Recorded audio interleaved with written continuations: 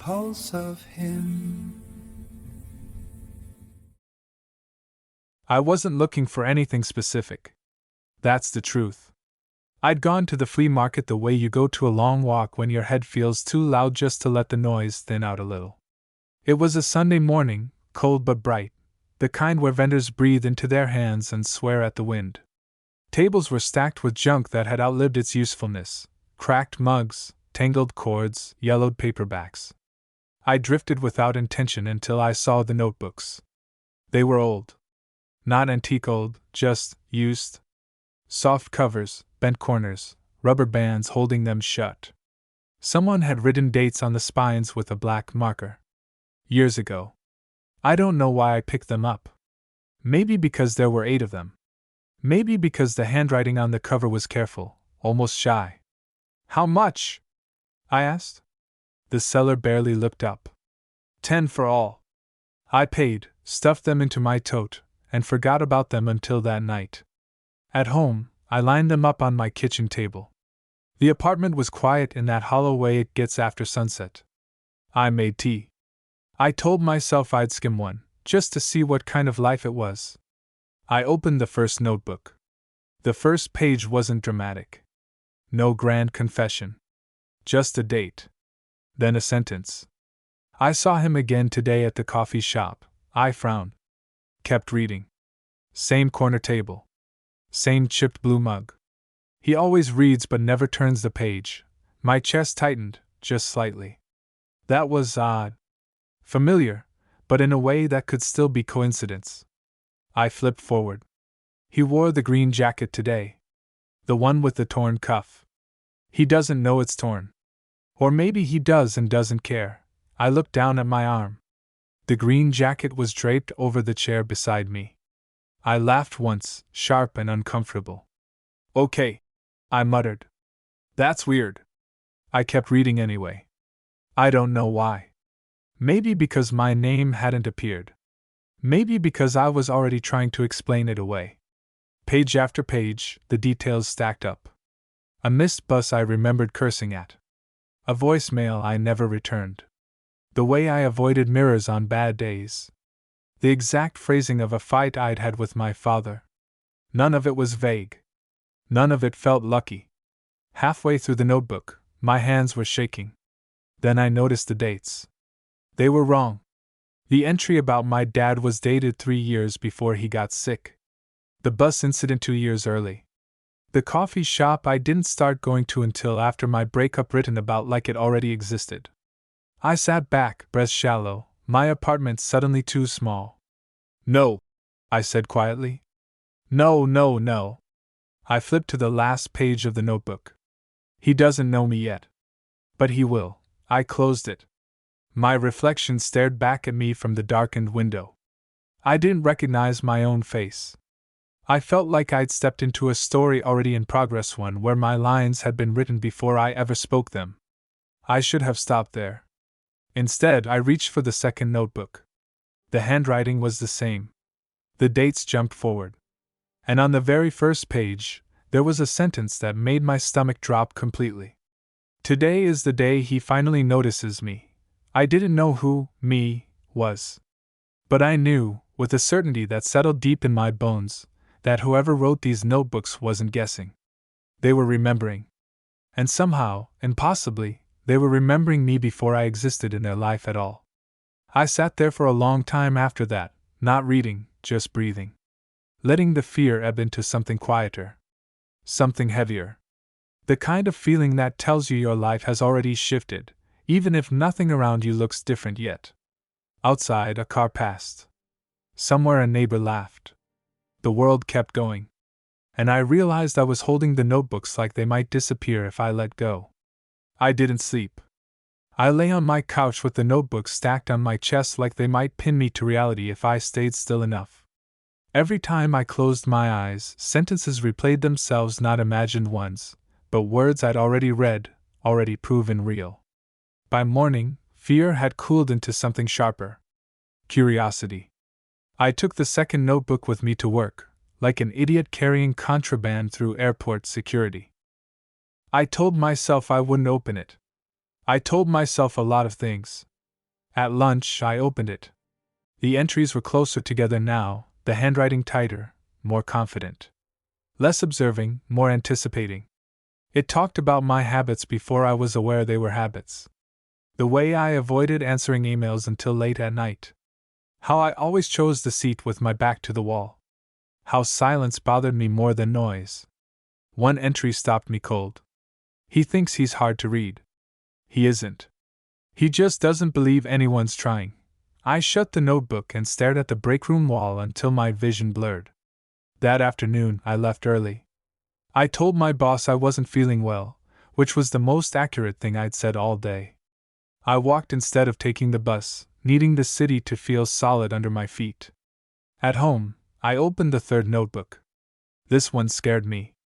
It didn't just describe my life. It described decisions I hadn't made yet. Small ones, but specific. A job interview I'd been avoiding scheduling. A message I'd type and delete 3 times before sending. A night I'd stand in my shower too long, thinking about nothing and everything. I checked the date. 4 months from now. My hands went numb. I skipped ahead, flipping faster than I could read, panic buzzing under my skin. And then halfway through there it was. A name. Noah. It was written once. Then again. Then everywhere. Noah doesn't rush him. That's why it works. Noah notices the pauses. Noah sees him when he stops hiding. I said the name out loud. It felt unfamiliar in my mouth. Intimate. Dangerous. The next entry was worse. This is where he gets scared and almost backs out. My pulse hammered. Backs out of what? I searched the apartment for some kind of logic. Old notebooks. A stranger with too much time. An elaborate coincidence. Anything that didn't involve my life being pre-written by someone I hadn't met. I opened the fourth notebook. The tone had changed again. Less observation. More emotion. The sentences slanted, ink pressed deeper into the page. I don't think I was supposed to care this much. That line made my throat tighten. The final pages weren't dated. They felt closer. Like the writer was running out of time. Or patience. He's going to try to understand instead of running. That's new. I wish I could tell him everything without breaking it. If he's reading this, then we're closer than I planned. I closed the notebook gently, like it might bruise. Outside, the sky was darkening, the city slipping into evening. I sat on the floor with all 8 notebooks around me, realizing something I'd been avoiding since the first page. This wasn't a warning. It wasn't a trick. It was a record. Someone had lived my life ahead of me and left breadcrumbs, not to trap me, but to meet me. The fear didn't disappear. But it shifted.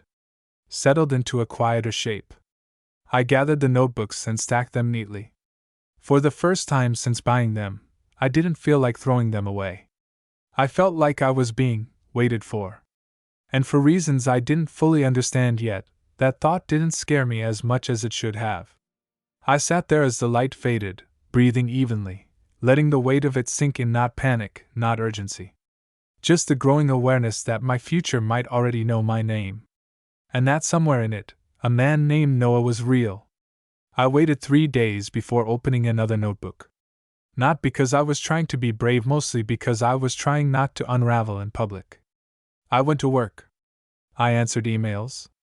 I stood in line for coffee and pretended my life wasn't quietly rearranging itself behind my ribs. On the 4th night, I sat at my kitchen table again and reached for the 5th notebook. This one didn't start with me. It started with a place. A bookstore that shouldn't survive but somehow does. I froze. The word sat there, innocent, almost lazy. Smells like dust and citrus cleaner. The owner pretends not to listen but hears everything. My pulse picked up. There was only one bookstore like that. Tucked between a closed bakery and a nail salon. I passed it twice a week and never went in because it felt too intimate, like walking into someone else's living room. The next line made my stomach drop. He'll go in on a Tuesday. Not on purpose. Just because it's raining. It was supposed to rain Tuesday. I laughed under my breath, sharp and breathless. You're not real, I said to the page. You can't be. Tuesday came anyway. It rained. I stood across the street from the bookstore, jacket zipped, hood up, watching rain blur the window. I could still walk away. That thought felt important. Necessary. Instead, I crossed the street. The bell above the door rang softly. The air smelled exactly like the notebook said it would. Citrus and paper and time. I wandered without touching anything, heart thudding too loud. Then I saw him. Dark hair. Calm posture. Standing on a small ladder, reshelving a book with care that felt deliberate, almost reverent. Noah. I didn't know how I knew. I just did. He glanced down and our eyes met, not startled, not curious. Just aware. Like recognition without surprise. He smiled, small and careful, and climbed down. Let me know if you're looking for something, he said. His voice was steady. Familiar in a way that made my chest ache. I stopped. Laughed quietly at myself. I don't know what I'm looking for. He nodded like that answer made sense. Most people don't. We didn't talk much after that. I bought a book I'd already read. He rang me up. Our hands didn't touch. Nothing dramatic happened. But when I left, the rain felt different. Lighter. At home, my hands shook as I opened the 6th notebook. This is the part where he tells himself it didn't mean anything. I swallowed hard. It meant something. The entries weren't detailed anymore. They didn't need to be. They felt closer now, less like observation, more like memories shared between two people standing on the same side of time. The last entry in the notebook was short. I was right to wait. I closed it slowly and leaned back in my chair. My apartment was quiet again, but it didn't feel hollow this time. It felt held. Like the air itself was paying attention. I didn't know what would happen next. I didn't know how much of my life was written and how much was still mine to choose. But for the first time since this began, I wasn't trying to outrun the answer. I stacked the notebooks carefully, not with fear, but with intention. Whatever this was, destiny, coincidence, something softer and stranger, it wasn't pressing me forward. It was walking beside me. And I let myself sit with that thought, breathing evenly, feeling the simple, terrifying comfort of not being alone in my own future. I didn't go back to the bookstore for a week. Not because I didn't want to, because I wanted to too much. Every morning I passed it on my walk to work, slowed just enough to check if the lights were on, then kept going like I hadn't noticed. The notebooks stayed where they were, stacked neatly on my kitchen table. I didn't open them, but I didn't put them away either. They felt like something alive now. Watching. Waiting. On the 8th day, I gave in. The 7th notebook was thinner than the rest. The pages were worn softer, like they'd been turned over and over again. It didn't start with a date. It started with doubt. I keep wondering what happens if he never comes back. My throat tightened. I hadn't expected uncertainty. I'd assumed whoever wrote these knew everything already. That they were standing somewhere ahead of me with a clear view. But the entries hesitated. Questioned. I can't pull him toward me without breaking the thing I'm trying to protect. Free will still matters. That's the rule. Rule. That word sat heavy in my chest. The next page was about me again. About the way I lingered at crosswalks even when the light was green. About how I reread messages not to change them, just to feel less alone while typing. And then tomorrow, he'll come back. Not because of the notebooks. Because he wants to. I checked the date. Tomorrow. I barely slept that night. Not from fear, exactly. From anticipation I didn't want to name. I kept thinking about Noah's smile, how it hadn't asked anything of me. How it had felt patient. The next afternoon, I walked to the bookstore without pretending it was accidental. The bell rang again. The place looked the same. Noah was behind the counter this time, writing something in a notebook of his own. He looked up and smiled, warmer now. Familiar. Hey, he said. I was hoping you'd come back. My heart stuttered. You were? He shrugged lightly. Yeah. Some people don't. You felt like the kind who might. I laughed, nervous. Honest. I almost didn't. But you did. We stood there for a second too long, something unspoken stretching comfortably between us. He gestured toward the shelves. I'm Noah, by the way. I know, I said before I could stop myself. His eyebrows lifted, not startled. Curious. Oh? I flushed. I read your name somewhere. He didn't push. Just nodded, like there was time for explanations later. Well, I'm glad you did. We talked. About books. About the weather. About nothing that mattered and everything that did. He listened in a way that made me slow down, like I didn't need to rush to be interesting. When I finally left, my chest felt lighter than it had in months. At home, I opened the 7th notebook to the last page. This is the moment where it becomes ours. I closed it gently. The fear was still there, faint but real. So was the wonder. I didn't know who Noah really was yet. I didn't know how much of the future was written and how much was still blank. But for the first time since finding the notebooks, I understood something clearly. Whatever was coming next wasn't chasing me. It was waiting for me to walk toward it. And this time, I wasn't afraid to take the step. I didn't open the 8th notebook right away. Part of me wanted to pretend it didn't exist, like 7 was a cleaner number to stop on. Like if I didn't read the last one, then whatever future it held would stay unspoken, harmless. Instead, I started seeing Noah more. Not deliberately at first. I told myself I was just in the area.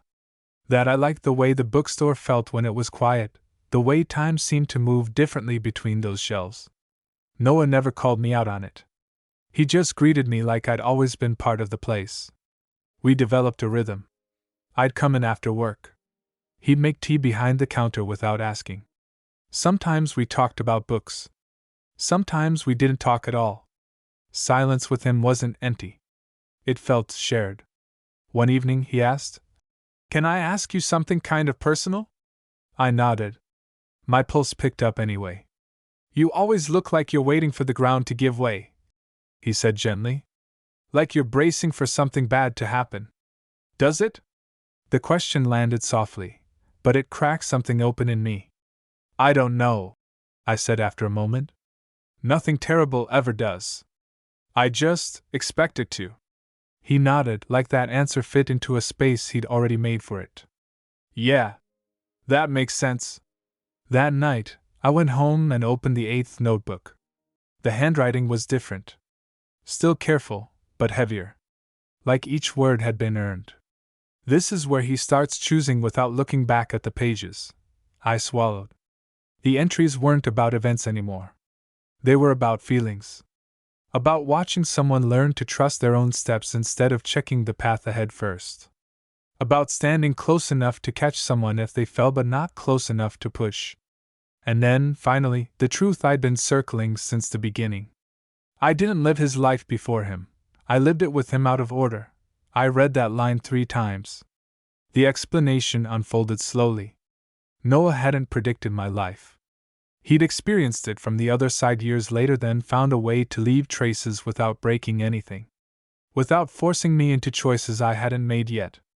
I wrote so he wouldn't feel alone when the echoes started. I wrote so he'd recognize me when the time came. My chest ached. Not with fear this time, but with something warmer. Something dangerously close to gratitude. The last page wasn't about me at all. If you're reading this now, it means we're already okay.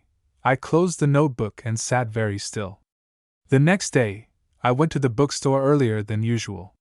Noah was rearranging a display, sleeves rolled up, hair falling into his eyes.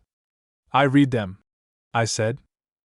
He froze, not startled, not defensive. "Just ready?" "Yeah," he said quietly. "I figured you would." We stood there, the truth between us, solid and real. I expected explanations. Apologies. Something dramatic. Instead, he asked, "How do you feel?" I considered the question honestly. "Like my life is still mine," I said.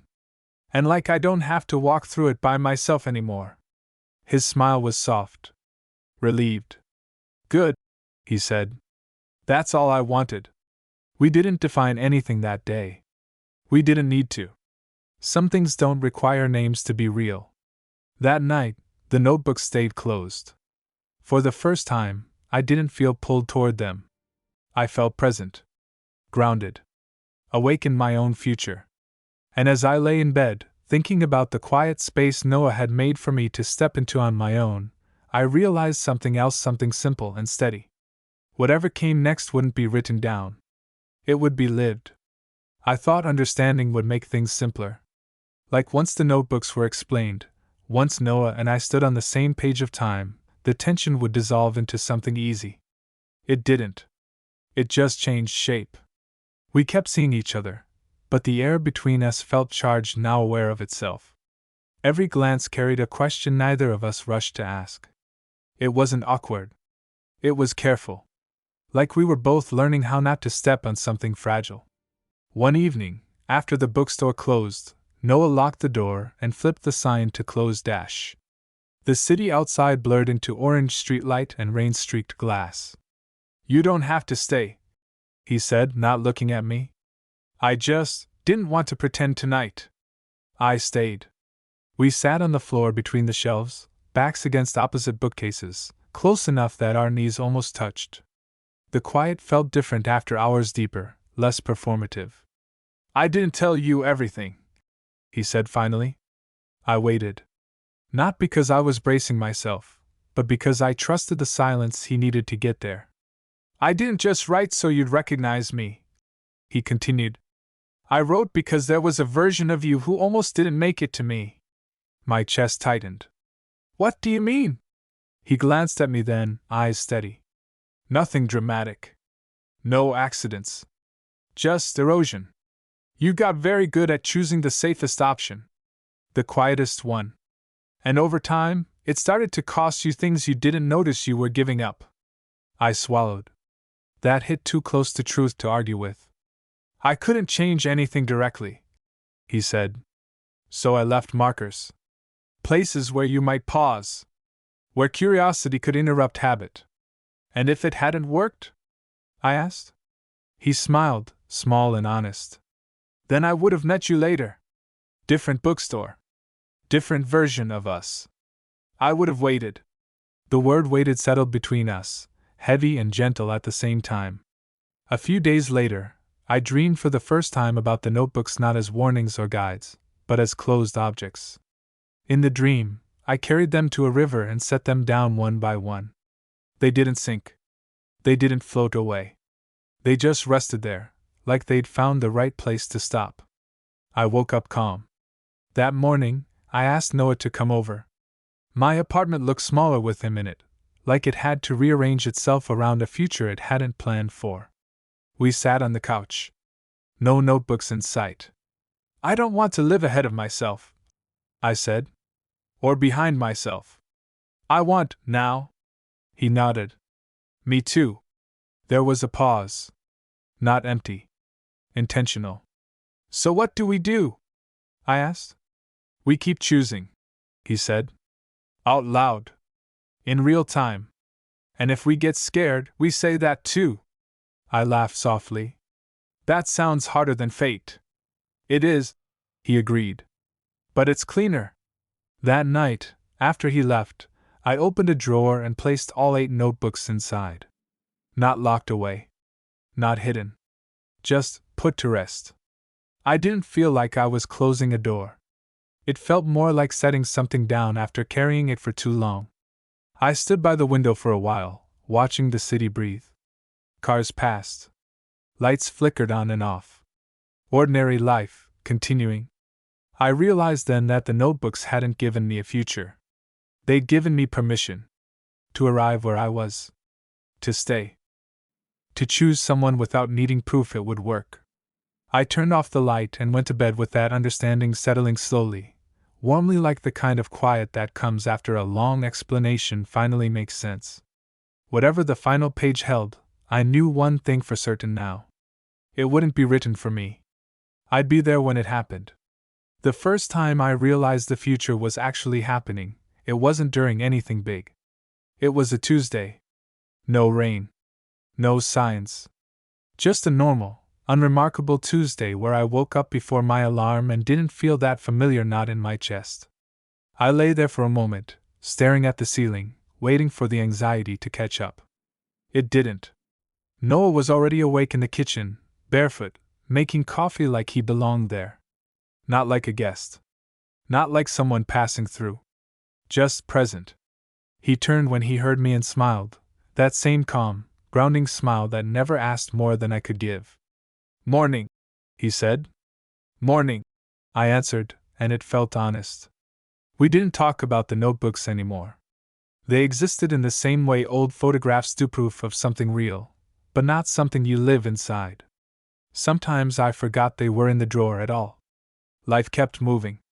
I kept choosing. Some days were easier than others. I still hesitated sometimes. Still overthought. But now, when I paused, someone noticed. One night, weeks later, we walked past the flea market where it had all started. Same stalls. Same clutter. Same careless stacks of other people's pasts. I slowed without realizing it. "You okay?" Noah asked. I nodded, then shook my head. "Yeah. Just thinking about how close I came to walking past something that changed everything." He glanced around, thoughtful. "You didn't walk past it." "No," I said. "But I almost did." He stopped walking and turned to me fully. "You almost did a lot of things," he said gently. "You still showed up." That landed quietly, deeply. That night, back at the apartment, I opened the drawer for the first time in months. I didn't take the notebooks out. I just rested my hand on the wood, grounding myself in the fact that they were there and that I didn't need them anymore. I realized then what the last, unwritten page was. It wasn't about us staying together forever. It wasn't a promise or a guarantee. It was something smaller. Stronger. I was no longer living my life like it needed confirmation. I closed the drawer and turned off the light. Noah was already in bed, half asleep, arm outstretched without looking. I fit into that space like it had been quietly waiting for me. As I lay there, listening to his breathing even out, I felt something settle fully for the first time. Not certainty. Not destiny. Belonging to the present.